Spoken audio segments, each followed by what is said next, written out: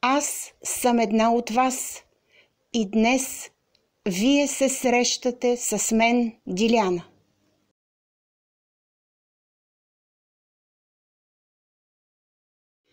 Здравейте, приятели! Аз съм Диляна и днес искам да ви разкажа за моите изследвания по една много нашумяла и много интересна тема.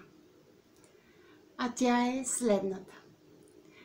Защо душите в конкретното си земно прераждане решават да сменят пола на човешките си тела? В днешно време ние срещаме много хора, които не се усещат комфортно в телата си. Нашата човешка нагласа по тези въпроси е нагласата на обществото. Че семейството трябва да се състои от двама партньори, единият да е мъж, другият да е жена, да имат деца, да имат потомство по-нататък, внуци и всичко останало. И във всеки живот, във всяко общество това да се повтаря до безкрайност. Но Божият план за всяка душа е различен.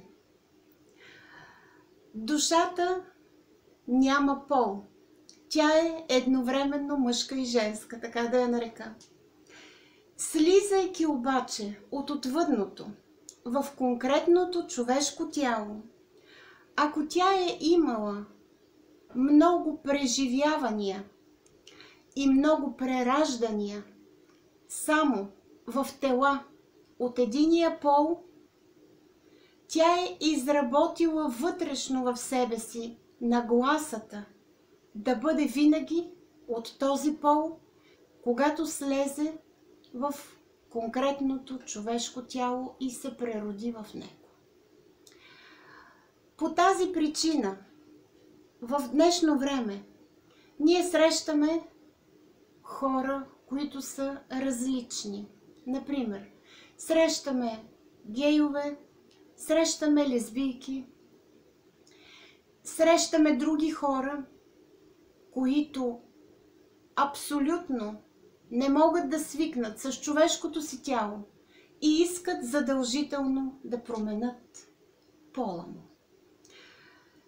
Преди години подобно действие от страна на обществото по отношение на тази конкретна душа и на конкретния човек бе грубо осъждано. Едва в последните години се дадоха права на тези хора, които искат да се определят не от този пол, от който е човешкото им тяло, а от другия пол, които искат да направят операции на човешките си тела и да сменят пола си. Според космическите закони, подобни неща са правилни. Те са задължителни, защото усещането на душата в човешкото тяло е много важно. И за да може тя да извърви пътя си, да се справи с мисията си тук на Земята, тя трябва да бъде в хармония с себе си. Тя трябва да прояви в конкретното прераждане най-доброто от себе си. Ние имаме много примери на актьори, дизайнери, ако щете певци или публични личности, които на външен вид сякаш ги определяме като от другия пол. често пъти те се дефинират като такива. Те казват открито: аз съм гей, или жените казват: аз съм лесбийка, аз харесвам жени, искам да живея с жена. Геят казва: аз искам да живея с мъж. Няма нищо лошо в това. Просто нашето общество не е дорасло да приеме външната и вътрешната изява, т.е. външната изява в лицето на тялото и вътрешната изява в лицето на душата. Знам, че казаното от мен може да ви изглежда като светотатство, за което съжалявам. Аз нямам за цел да пропагандирам тази идея. Аз имам за цел чисто обективно да разгледам божественото виждане за това как душата да се усеща комфортно на земята, в конкретното си прераждане и в конкретното тяло. И се връщаме отново на плана на душата. Слизайки в конкретното тяло, например, една душа заема мъжко тяло. На нея и е дадено да направи велики неща, например, да направи открития в модата, ако щете, в музиката, в различните видове изкуства. Но тя не се усеща пълноценно в това мъжко тяло, защото нейният облик в предишните прераждания винаги е бил женски, така да се изразя. И човекът, който е, може да се каже, духовен, интелектуален, ориентиран към изкуствата, с малко женска нагласа към всичките тези детайли и подробности, не се усеща вътре в тялото си добре. Той иска да прояви истинската същност на душата си. И какво прави? Започва да се облича с женски дрехи. Започва да общува повече с мъже,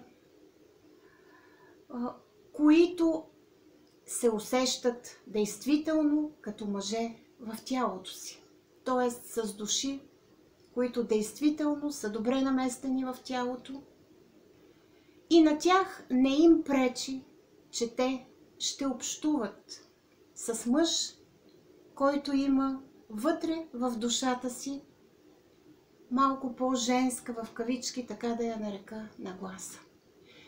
Това е повикът на душата. Това е нейният призив да бъде разбрана, да бъде приета, да не бъде отхвърлена.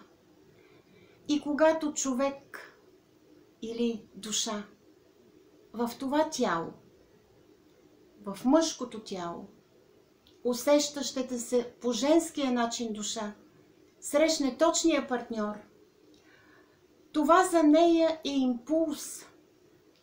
Това е старт, така да го нарека. Тя да направи своите големи открития. Имаме много примери, аз няма да ги споменавам като имена, и в модата, и в изкуството, и в музиката, и в политиката, нали, ако щете.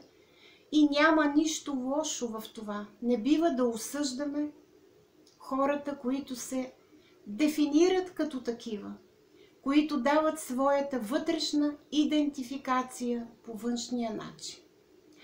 По същия начин можем да разгледаме и обратното. Една душа, която винаги се е прераждала в мъжки тела, слиза в настоящия земен живот и трябва да се прероди в конкретно женско тяло. Според божествения план, душата не винаги може да избере конкретното тяло, в което се преражда. Говорим като външна визия, като пол, Понякога тя трябва задължително да се прероди, защото тя трябва да измине път и да се върне с уроци и с опит, защото те са важни за по-нататъчното ѝ развитие. Но от предоставените тела няма да речем мъжко тяло. Има само женски тела. Това е компромисът, който душата прави. Тя се преражда в женско тяло. Но нейният живот в това женско тяло, тъй като тя се усеща мъж като вътрешна същност, е много тежък. Какво прави тя? Започва девойката, да речем, да се облича в мъжки дрехи. Има мъжка пострижка. Държи се точно като мъж. Ние понякога ги наричаме този тип жени, нали, малко мъжкарани, защото те като външна визия наподобяват мъже, ако щете като възпитание, като поведение, като всичко останало. Няма лошо в това, че една жена се държи като мъж или се усеща мъж вътре в себе си, защото това е повикът на нейната душа. И ние трябва да бъдем толерантни към този повик на душата. И тази жена тогава, която има нуждата да помага, да закриля, да бъде по-силният партньор във връзката, има контакт и партньорство с жена, която е нежна, която е красива, която има нужда от подкрепа и закрила. Тоест, двата типа хора, които ние виждаме, хомосексуалисти или гейове, както ги наричаме още, и лесбийки, които са осъждани от много членове на обществото, всъщност не са виновни, че са се вслушали в повика на тяхната душа. Нека да бъдем толерантни, нека да приемем повика на тяхната душа. Стига, разбира се, всичко в обществото да бъде според изискванията му. Да няма издевателства, както виждаме насилие, педофилия и така нататък. Когато става дума за вътрешния повик на душата и чрез осъществяването на този повик в конкретния момент, чрез който тя става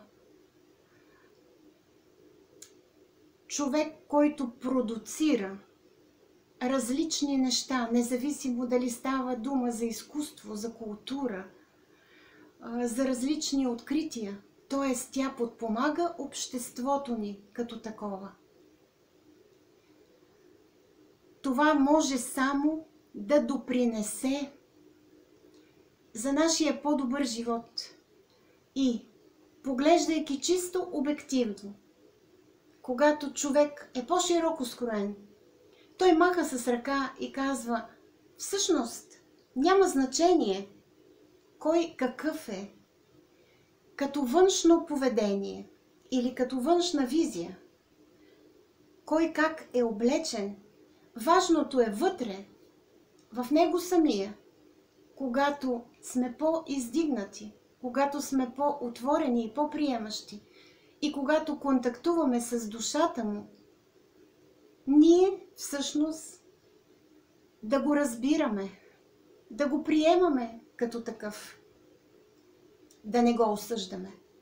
Защото за душите в тези не по мярка тела е много по-тежко, отколкото за нас, които се усещаме сраснали с телата си, които се усещаме добре наместени в тях, които приемаме телата и пола си и които се усещаме, как да кажа, като едно цяло с тях.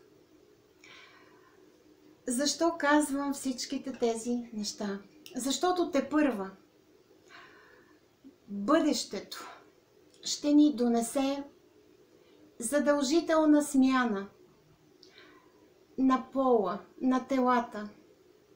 Ако душите, които се прераждат, не се усещат комфортно в тях.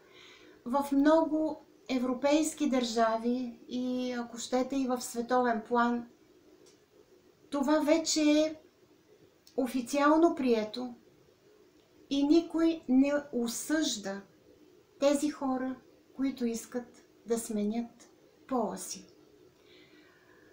Нека да бъдем толерантни, нека да бъдем приемащи, нека да бъдем добри и да позволим душите, които са слезли в тези човешки тела, които са ги заели, които са се определили като такива и трябва да вървят по пътя си, да изпълнят малките задачки или голямата мисия, за които са дошли тук на земята, да живеят спокойно, да се усещат нормално и да могат да отнесат опита от този си човешки живот там горе в отвъдното и да ни научат сега, в този момент, нас, хората на земята, да приемаме всичко с любов, да се учим да прощаваме и да даваме право на онези хора, които са около нас, да бъдат различни, защото само по този начин те могат да бъдат самите себе си. Благодаря ви, че днес бяхте с мен и изслушахте вижданията ми по тази тема. Ако проявявате интерес по нея, по-нататък ние ще продължим и аз ще направя още видеа. До нови срещи с следващото видео.